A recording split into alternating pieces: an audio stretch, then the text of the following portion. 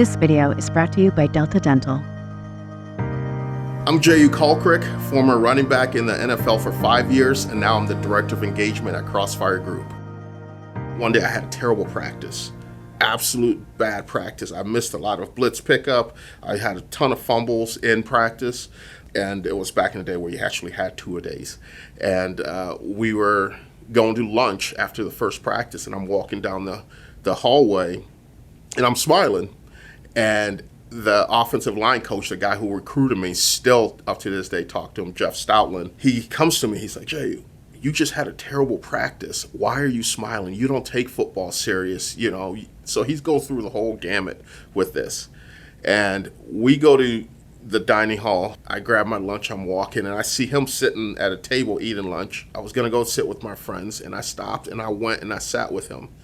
And I said, Coach, you said, I don't take football serious. I'm always smiling. This is my story.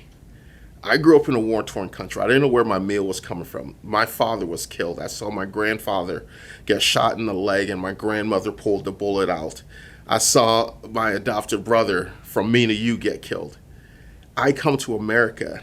I get a fresh lease on life. I'm playing a game. Yes, I'm going to be smiling. I get it. From the coaching's perspective and everything, they feed their families off the production of 18, 19, 20-year-old kids. I get that pressure on your side, but let's put things in perspective. And from then on, we had a great conversation because he understood I cared for the game, but still had that mindset of there's bigger picture here. I remember that senior year, we played a bowl game in Orlando. The last game, great time. Once again, it's like going to college. After the bowl game was done, the day after, my agent flew to the game. We had breakfast with my family. I signed with him. I had a week off. After that week, went to Indianapolis and started to train and prepare for the draft. That's the biggest job interview you can have, no matter what level, wherever you are in your career, what your dream job, whatever it is, imagine that times 20, because you have to prepare, you have to understand, not just physically, but mentally, the mental aspect of things. And you go to the combine, perform in front of all these teams, get poked and prodded by all these doctors, sit in meetings with general managers and have questions on football, your background, uncomfortable conversations you have with these GMs and coaches. And then at the end of the day, unlike, hey, if I'm a business person and I want to go and work for American Express or something, you know where you're going. You're preparing for an interview with American Express. You prepare in football for an interview with 32 teams, and you don't know where you're going to go or if you're going to go. And then, so draft day, you're sitting there, because previous year, I'm a 35th round grade, and better year, but loaded running back class. There's Ray Rice, Felix Jones, Tachard Choice, Chris Johnson. I'm at the combine. I'm 255. I run a 4.5 40, feeling pretty good about myself. Chris Johnson goes legs and runs a 4.2. And it's like, okay. So, that you're battling that, and you don't know where you're going. You have all these teams telling you things. Draft day, I'm sitting there. 5th round comes around. The Buffalo Bills call me. Hey, Jay, we're picking up with our next pick. Great. They get up there. Everyone's sitting around. The commissioner comes up and reads a pick with the 5th pick. Buffalo selects running back. Your heart rate starts going up in anticipation. Xavier Omar out of Missouri State. I was like, wait a second, that's not me. Then, you go through that process and everything. And I ended up being a free agent, going from being a draftable guy my first year to now being a free agent. But that's the best thing that ever happened to me, because I got to pick where I wanted to go. So I had the opportunity to pick the New York Jets to go to for 2 reasons. One, Jimmy Ray was the running backs coach there. Jimmy Ray played at Michigan State, been in the league for over 40 years at that point. Great mentorship from the coaching side of things. And number 2, Tony Richardson was the fullback ahead of me. He was entering his 15th year in the league. That's a guy that had similar path to where I did. He was an undrafted free agent going in there, went to a couple teams and found his niche. I wanted to know his grind. And he taught me different things from the verbiage that you use. I was like, hey, what time's practice? No, Jay, we're not going to practice. We're going to work. And that's what that mentorship meant to me from Tony Richardson. And Buffalo not picking me was a blessing.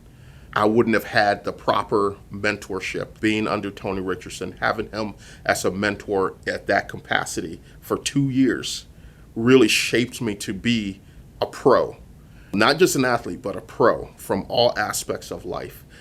So I took a lot from that, and that's why it was even more special ending my career in Buffalo. You have to realize if you want success, you're going to have help along the way. Everybody that's been in a place of success, everyone that's had success, that you see the end product now, family, house, cars, vacation, lifestyle, those people have had some type of mentor growing up. And I think that's something important. It's finding the right mentor for you. You know, sometimes we lose focus on the fact of how do you find the right mentor for you. You can't go looking for a mentor because of, you know, this person has the lifestyle that you want to have, you aspire to have. You have to understand the story of the person. You have to understand the grind of the person. Is it a similar grind to what you are going to be faced with? Is that a similar grind to what you want to go through? Because sometimes that grind isn't easy. And now it goes to that mental side of things. Are you tough enough? Do you have the mental capability to withstand and go through that grind? So that's what you have to realize when you're looking for a mentor. Find similar interests, find similar paths, similar grinds. That's what's going to get you to that lifestyle. So having a mentor in anything you do is absolutely huge.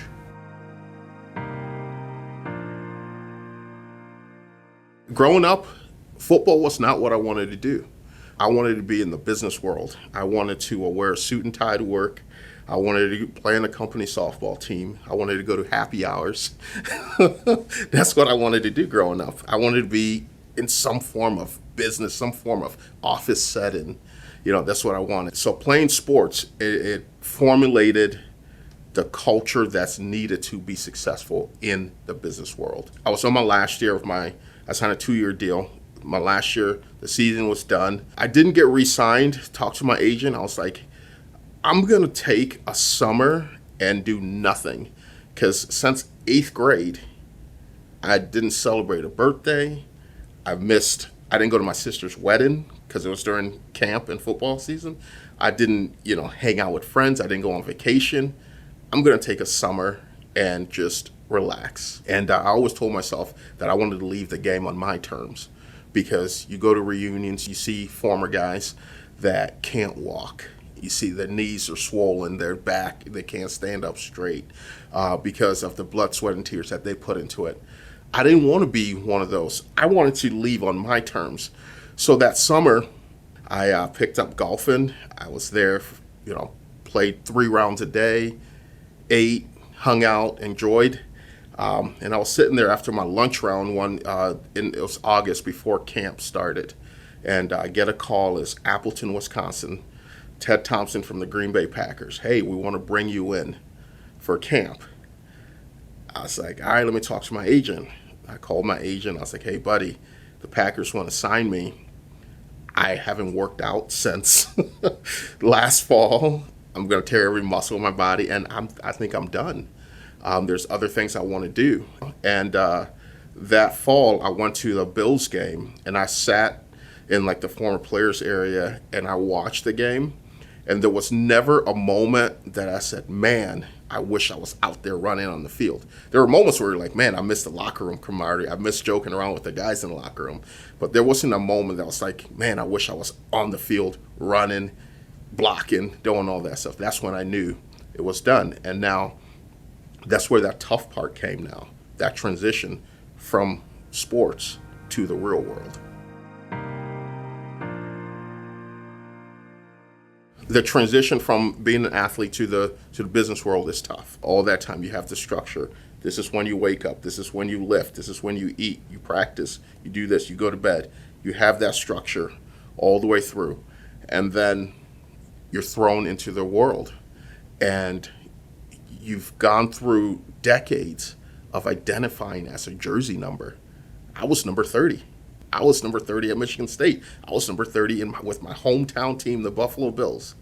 Now I'm Jehuu Caulcrick. The transition where it goes wrong for a lot of athletes is they get consumed being the jersey number, and they don't take an opportunity to seek other things while they're playing. I was blessed with the opportunity. I did some shadows and internships. Hey, I'm interested in this role. Let me sit with you for a week to see what you do. I did those things, so I've had a little bit of an edge, a little bit of a foundation to see what I wanted to do next. For a lot of people, that's tough because it's that identifying as just an athlete. Playing sports is a car. So now this car is going to take you to a bunch of different opportunities. Now you have to use what's in here to get you in the door and stay there, because when you transition from sports to the professional world, it's the same thing of, was I a big fish in a small pond? Because everyone else in the office thinks you're just here because you're an athlete. You're just here to smile and shake hands and bring business in. As an athlete, that's what you feel everyone else is thinking. They might be thinking it, they might not, but that's what you feel. So now you have to step your game. You have to be better, being early, working harder than the next person, staying late. All those things that you can't put on a resume, that's where those come into play, because you have to go against the people that went to business school, have done this their entire lives. These are vets in the business world now. They've been doing it for 5 years, 10 years. So that mindset there, that shift, and then it's identifying what you want. What's your passion? You were so passionate about football. You were the 1%. You played in the NFL. You were the 1%. Now, what am I going to be the 1% at the next level? Finding and identifying that passion and having the ability to humble yourself and say, yeah, I was running out in front of 80,000 people, but I'm going to walk into an office and I'm going to be one of the people there, and I have that student mentality. I'll lean on people and ask questions, humbling yourself to gain the confidence of your team now, because being an athlete can only go so far. It will get you so far, but everything else, that mindset is the one that takes you to the next level. So having that, humbling yourself, and finding that passion that you want to do for the next 20 plus years of your career. So athletes out there, I always say, if you have the opportunity to do an internship, take it. Internships will be good for what you want to do, but it also weeds out what you don't want to do. So have that mindset to do that as well. If you have the opportunity to be in one of those rooms talking to a team, and you go to a professional setting interview, it's a lot easier in a professional setting interview if you took away the fact of being yourself. You can't sell a bill of goods, because sometime you will be exposed. If you say, you tell them, I'm this, that, and everything, and you come in 2 weeks later, you're not that, you're going to be exposed. So being yourself, if you learn to be yourself in those combine interviews, and just, once again, humbling yourself and saying, it's okay to say, I don't know. I can't do that, but I'm willing to learn. In the professional setting, you will get a lot further, because the people that are looking at you, okay, this guy has a student mentality. There's a thing in the professional world called HR.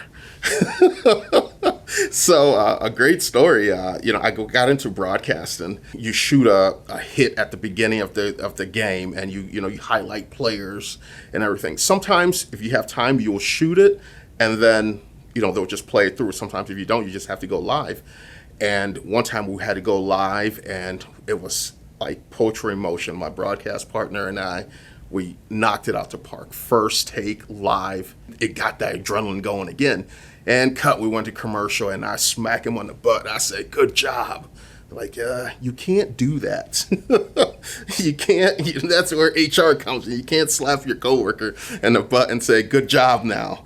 So learning those things, you can't be as loud and boisterous as you were in the locker room, even though it's, to lift people. You have to learn to work with people. People have different mindsets. People want to work a little bit different. Hey, this person really lets you just put the head down and work. So you can't be over there, hey, what's going on, bud? That kind of thing. So those side of things, the physical stuff that they don't really teach you, anywhere else, you have to start to look around, observe, and, become a little bit of a chameleon. And I always try to encourage people to create their own value statement. Have your own personal value statement for how you're going to go about things through life. If you go through life with that same value system, you're going to have the opportunity to overcome some adverse situations that you face, because you're going to you have to always take a step back and look at the big picture. It seems bigger in the moment than it is. Self-reflection, learning from the adverse situations. That's the biggest thing. Learning from it, using it as fuel to get you to the next goal and to the next situation that you're going to be in, because it's always going to happen.